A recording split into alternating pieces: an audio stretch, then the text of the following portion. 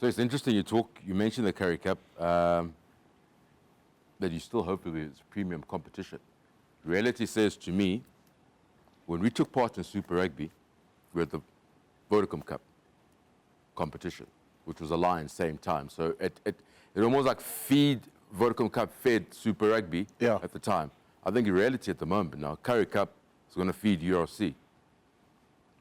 Yeah, I tell you what, that's going to be a massive challenge to get these things going. If you look at all the pecking order right down to under 20s, and you need double coaches, double medical staff in many cases.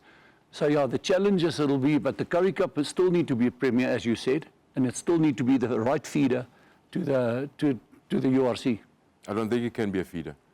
The way it's aligned at the moment, reality for me, Shim says, it can't be a feeder. It can't be a premium as what we want it to be. I think the bigger picture is trying to align our calendar to the overseas calendar, but without losing our history, being the Currie Cup as such.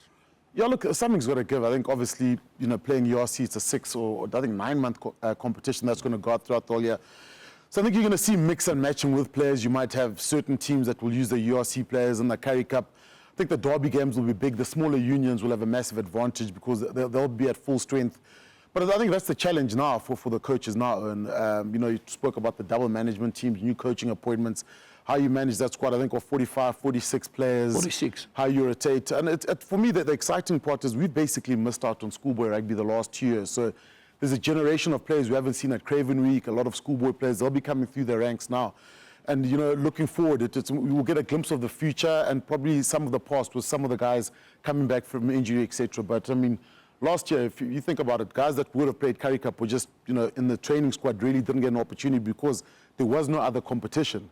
It was just provinces were basically playing out of one team. Now, you've got Currie Cup, URC, and an under-20 competition with Varsity Cup. Yes, but it is tough times, gents, and we got to stay positive and try and look at the good things the whole time.